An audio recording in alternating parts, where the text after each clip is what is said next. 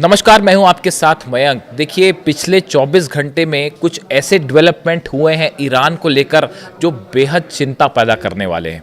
इसमें से एक बड़ा डेवलपमेंट ये है कि ये सवाल पूछा जा रहा है कि क्या डोनाल्ड ट्रंप अब सऊदी अरब और पाकिस्तान को लेकर कोई बड़ा प्लान कर रहे हैं जो कि ईरान से जुड़ा हुआ है। क्या सऊदी अरब को भड़काने की कोशिश है या किसी तरह से उसको अपने पक्ष में ला के युद्ध में शामिल करने की कोशिश है? इस तरह का अंदेशा जताया जाने लगा है। अब इसके पीछे क्या डेवलपमेंट है, जरा ध्यान से समझिए इस बात को। देखिए, 24 घंटे के अंदर सऊदी अरब में 13 अमेरिका के रिफ्यूलिंग प्लेन्स ने लैंड किया है। C-130 अवॉक्स प्लेन्स जो है वो कई वहां पे पहुंच चुके हैं और ये सब रियाद के पास अलखर्ज जो इलाका है वहां पे मौजूद है। और अल दाफरा बेस जो है आप जानते ही हैं, सऊदी का बड़ा बेस है जहां पे अमेरिका के फाइटर जेट्स भी लैंड कर रहे हैं। ये डेवलपमेंट है पिछले 24 घंटे का। और चाइना के सैटेलाइट्स ने एक एक तस्वीर खींच के ये पूरी जानकारी ईरान तक पहुंचा दी। यानी कोई बात छुपी नहीं है। देखिए, अमेरिका के बेसिस में कहाँ क्या हो रहा है, कोई भी चीज़ किसी से छुपी नहीं है। खासतौर पर रशिया और चाइना के सैटेलाइट से नहीं छुपी और ईरान हर बात ईरान तक जा रही है और ईरान हर चीज़ को समझ भी रहा है।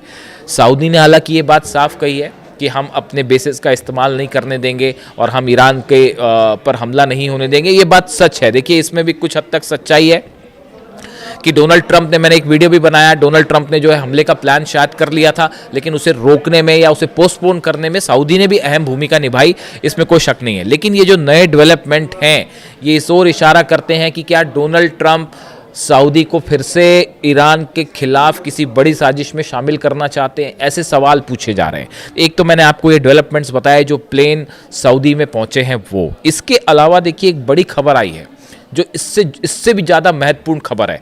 खबर यह है कि अमेरिका कांग्रेस के दस्तावेज, देखिए एक डील की बड़ी चर्चा होती है, अमेरिका और सऊदी की nuclear deal. Saudi Arabia could have some form of uranium enrichment within the kingdom under a proposed nuclear deal with United States. कई अमेरिका के अखबारों में यह खबर छपी है कि अमेरिका और सऊदी अरब के बीच जो न्यूक्लियर डील होने वाली है उसके तहत अब सऊदी अरब को अपने देश के अंदर न्यूक्लियर एनरिचमेंट का अधिकार मिल सकता है। अमेरिकी कांग्रेस के दस्तावेज और Washington state arm control association ने कहा है कि इस डील के तहत सऊदी अरब को अपने देश में यूरेनियम संवर्धन यानी एनरिचमेंट की इजाजत मिल सकती है। एक्सपर्ट का कहना है कि इससे भविष्य में परमाणु हथियार बनाने का रास्ता भी खुल सकता है सऊदी अरब के लिए। देखिए, ये खबर इसलिए बेहद अहम है क्योंकि पूरा मसला अभी ईरान के एनरिचमेंट, यूरेनियम एनरिचमेंट को लेकर छिड़ा हुआ है। न्यूक्लियर डील को और यूरेनियम एनरिचमेंट को लेकर छिड़ा हुआ है। ऐसे में अचानक डोनाल्ड ट्रंप की तरफ से ये बयान क्यों आया कि हम जो है वो ऐसी डील कर सकते हैं, या ऐसे इंडिकेशन ट्रंप एडमिनिस्ट्रेशन से क्यों आए कि ऐसी सऊदी से एक ऐसी डील हो सकती है जिसमें हम उसे एनरिचमेंट का कुछ अधिकार दे सकते हैं। US President Donald Trump and Joe Biden both tried to reach a nuclear deal with the kingdom to share American technology। देखिए, डोनाल्ड ट्रंप और उनके पहले जो बाइडन दोनों ने इस तरह की डील की कोशिश की थी, but non proliferation experts warn any spinning centrifuges with Saudi Arabia could open the door to a possible weapon program for the kingdom. लेकिन उस समय जो है वो जो न्यूक्लियर एक्सपर्ट्स होते हैं उन्होंने कहा कि अगर आप सऊदी को एनरिचमेंट का अधिकार दोगे तो ये एक परमाणु बम का भी उनके लिए रास्ता खोल देगा। तो उस समय शायद ये डील स्लो हो गई। Crown Prince has suggested he could pursue if Tehran obtain N atomic bomb. इसके साथ ही जो मोहम्मद बिन सलमान है, क्राउन प्रिंस सऊदी के, उनकी तरफ से ये कहा गया, कई बार ऐसे बयान आए कि अगर ईरान जो है परमाणु बम बनाता है तो फिर हम भी परमाणु कार्यक्रम आगे बढ़ाएंगे। इस तरह की बात आई।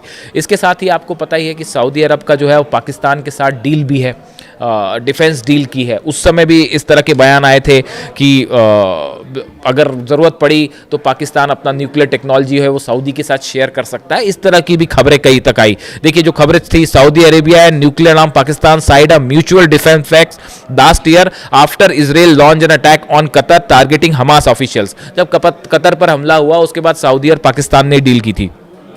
Pakistan's defense minister then said his nation nuclear program will be made available to Saudi Arabia if needed. अगर जरूरत पड़ेगी तो हम सऊदी अरेबिया को अपना परमाणु जो है तकनीक भी दे सकते हैं, ऐसा बयान पाकिस्तान की तरफ से आया था। अब देखिए मामला क्या है, मामला ये है, एक तो अभी शहबाज शरीफ जो है वो डोनाल्ड ट्रंप से उनकी मुलाकात हुई है अमेरिका में।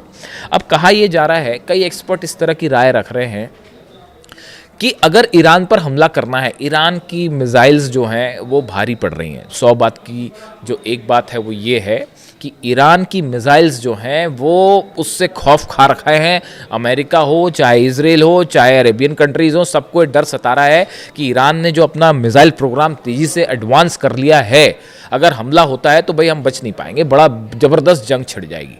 तो अब अगर ईरान पर हमला करना है तो ये हमला चारों तरफ से करना पड़ेगा। ये संभव नहीं है कि सिर्फ एयरक्राफ्ट कैरियर से हमले हो जाएं और आप जो है ईरान को हरा दोगे या कुछ कर दोगे।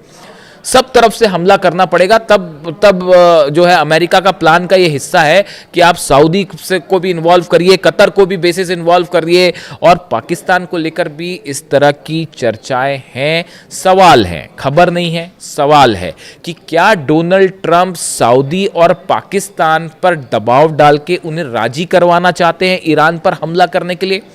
अभी तक का जो स्थिति है उसके मुताबिक सऊदी ने भी मना कर रखा है कि हम ईरान पर हमला नहीं करेंगे, आप हमारी ज़मीन का इस्तेमाल नहीं करिए, और इसी तरह के बयान पाकिस्तान की तरफ से भी आए कि हम ईरान पर जो है वो हमले के पक्ष में नहीं है।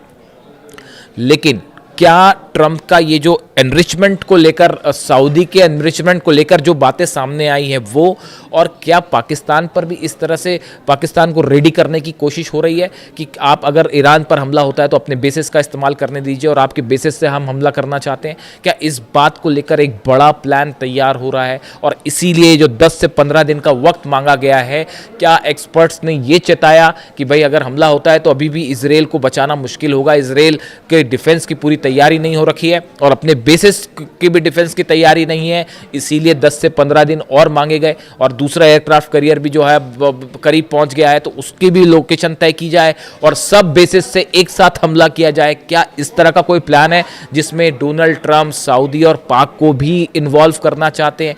क्या इन्हें अपने साथ शामिल करने की पर्दे के पीछे एक बड़ी कोशिश हो रही है? कई सारे एक्सपर्ट्स इस तरह की राय दे रहे हैं कि एक ऐसी बड़ी डिप्लोमेटिक कोशिश ट्रंप के एडमिनिस्ट्रेशन की तरफ से जारी है।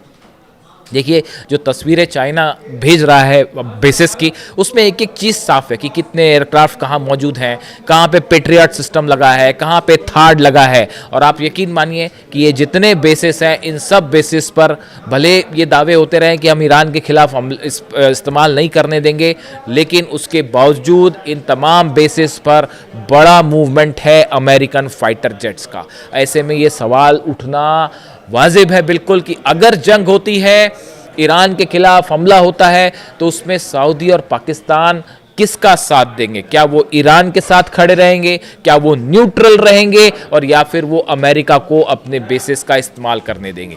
ये वो सवाल है जिसका अब तक कोई जवाब साफ नहीं है, लेकिन एक्सपर्ट्स ऐसा कह रहे हैं कि पर्दे के पीछे से डोनाल्ड एक बड़ा प्लान बना रहे हैं ताकि ईरान के खिलाफ इन देशों को हमले में शामिल किया जाए।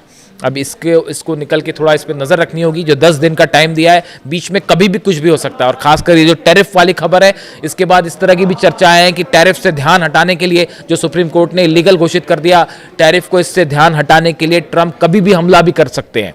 यानी चंद दिन अगले बेहद महत्वपूर्ण होने वाले हैं, और कौन किसके साथ खड़ा है ये तभी पता चलेगा जिस दिन वॉर शुरू होगा। इससे जुड़ा जो भी अपडेट होगा मैं आप तक पहुंचाऊंगा। Thank you so much.